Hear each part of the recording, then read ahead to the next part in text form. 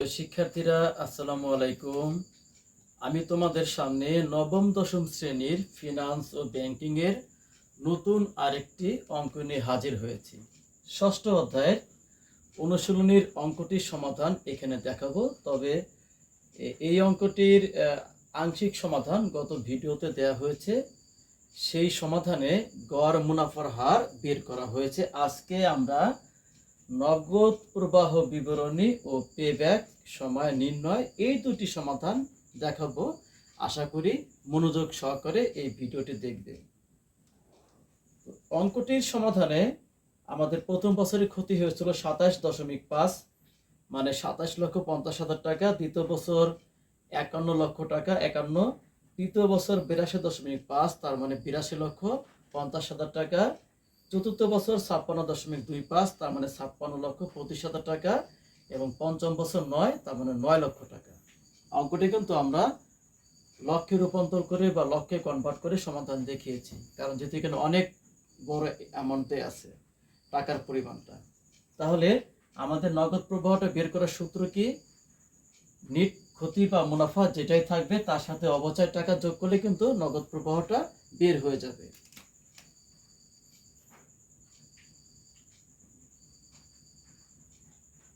তাহলে প্রথম বছর ক্ষতি,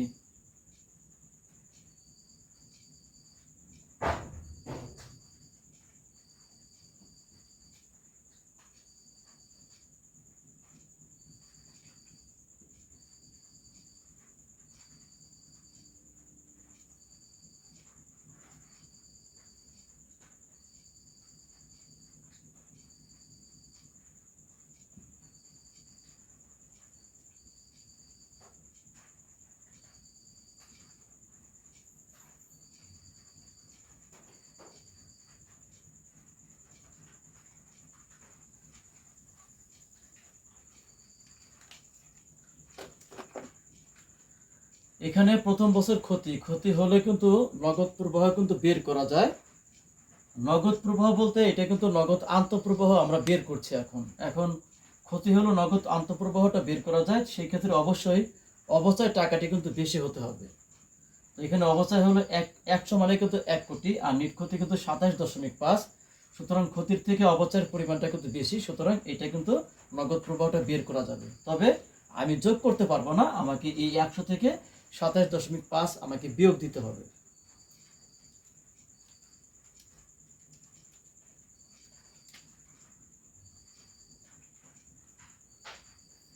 তাহলে প্রথম বছর নগদ প্রবাহ 72.5।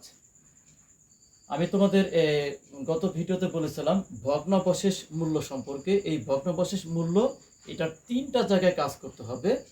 প্রথম হলো যখন আমরা অবচয় বের করব, আমি কিন্তু ওখানে দেখিয়েছিলাম যে প্রাথমিক বিনিয়োগ থেকে ওই ভগ্নাবশেষ মূল্যটা বাদ দিয়ে মেয়াদকাল বা আয়ুষ্কাল দ্বারা ভাগ দিলে কিন্তু অবচয় বের হয়ে যাবে।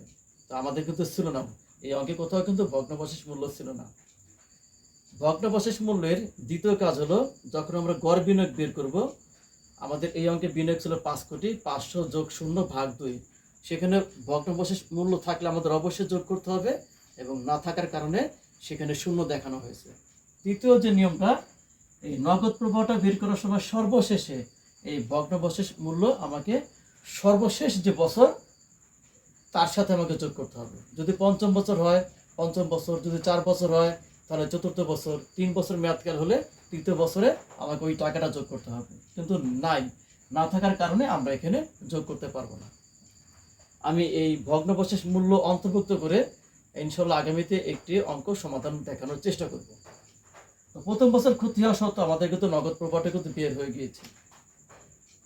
দ্বিতীয়, তৃতীয়, চতুর্থ, পঞ্চম বছর কিন্তু কোনো ক্ষতি নাই, তাহলে আমরা এখানে সরাসরি যোগ করতে পারবো।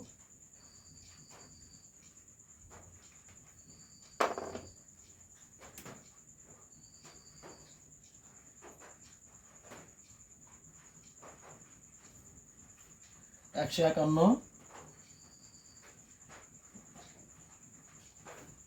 182.5,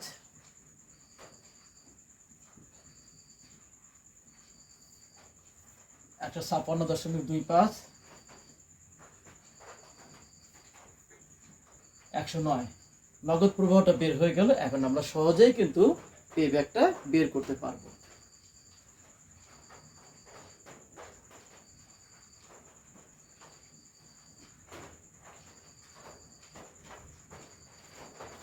পে ব্যাকটা আমরা দুইটা নিয়মে করতে পারি।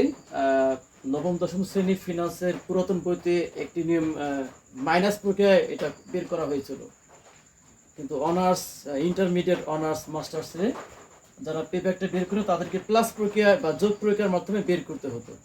তো এই বছর নবম দশম শ্রেণীতে এই যোগ প্রক্রিয়ার মাধ্যমে কিন্তু বের করছে। তো যোগ প্রক্রিয়ার মাধ্যমে ঘর একটি কম হবে। তো প্রথম বছর নগদ প্রবাহ 72.5, এখানেও 72.5 হবে, এখানে কিন্তু 72.5 হবে। দ্বিতীয় বছরে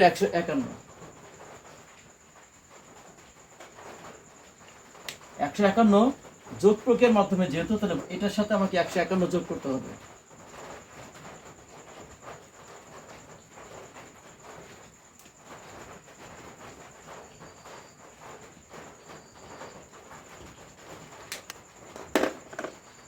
$223.5,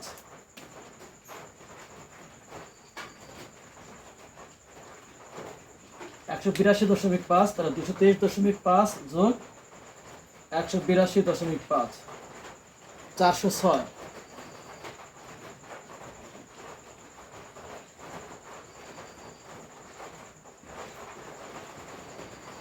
নগদ প্রবাহ 156.25, তাহলে এইটার সাথে আমাকে এটা যোগ করতে হবে।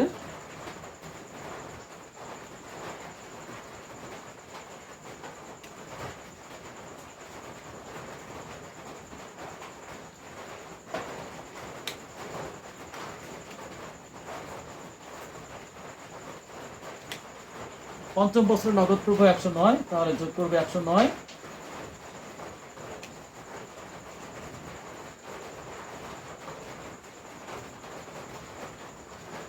$671.25। আমাদের কিন্তু এখন পেব্যাক সময়টা বের করতে হবে।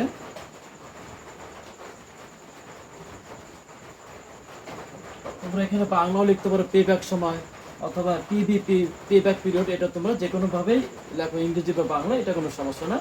এখন সূত্র,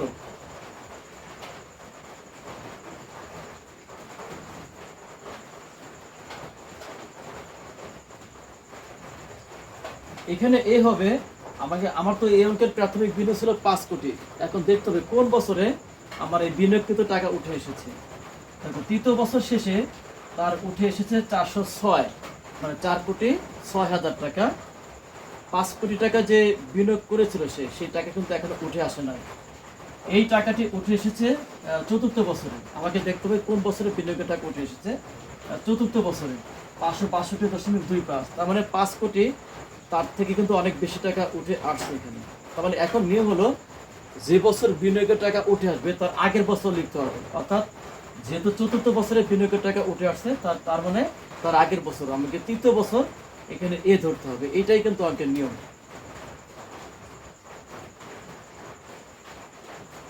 এখানে 3 দেয়া হলো। এবার এনসিও, নেট ক্যাশ আউটফ্লো, মানে তার প্রাথমিক বিনিয়োগ, যেটা বিনিয়োগ ছিল 5 কোটি। আমরা তো লক্ষে কনভার্ট করবো, তার মানে 500। আর সি হলো কি, যে বছর এ হবে, মানে আমার যে চতুর্থ বছর বিনিয়োগের টাকা উঠে আসছে, তার আগের বছর তো এ ধরতে হবে। যে বছর এ ধরবো, সেই বছরের যে পূর্ব যোজিত নগদ প্রবাহ, ওইটাকে আমাকে সি ধরতে হবে।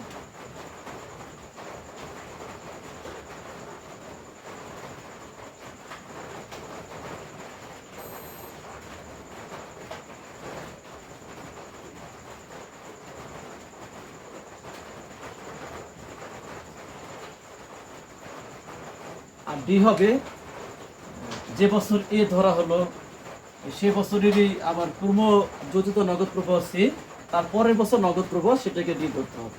দেখো এই তথ্যগুলো কিন্তু সাজানো হয়েছে। এখন 500 থেকে 406 বিয়োগ দেবো। 500 বিয়োগ 406 বিয়োগ দেওয়ার পরে এখানে এসেছে 94, ওইটাকে 156.25 দ্বারা ভাগ দেব। ভাগ 156.25, ভাগ দিয়ে যে দশমিক সংখ্যাটা আসছে তার সাথে 3 যোগ করব, যোগ 3। এখানে 3.6016, তার মানে 3.60, 5-এর কম, তার মানে 3.6 রাখতে হবে। 3.6 বছর, তার মানে 3 বছর 6 মাস। তার এই যে বিনিয়োগকৃত টাকাটি ছিল 5 কোটি টাকা, সেটা উঠিয়ে নিয়ে আসতে 3 বছর 6 মাস সময় লেগেছে। অনেক সহজ একটি প্রক্রিয়া। আসলে পেব্যাক বের করার এর কোনো ভিন্ন কোনো পদ্ধতি আর নেই। বিয়োগ প্রক্রিয়ায় সেটা কিন্তু এখনকার বর্তমান যে ফিনান্স বই, সেটা সেই বইতে কিন্তু এই পদ্ধতি দেয়া নেই। আশা করি তোমরা অঙ্কটি বুঝতে পেরেছ। শিক্ষার্থীরা, তোমাদের সকলের সুস্বাস্থ্য কামনা করছি। তোমরা সকলেই ভালো থাকো। তোমাদের সকলের সুস্বাস্থ্যতা কামনা করে আমি বিদায় নিচ্ছি। আল্লাহ হাফেজ।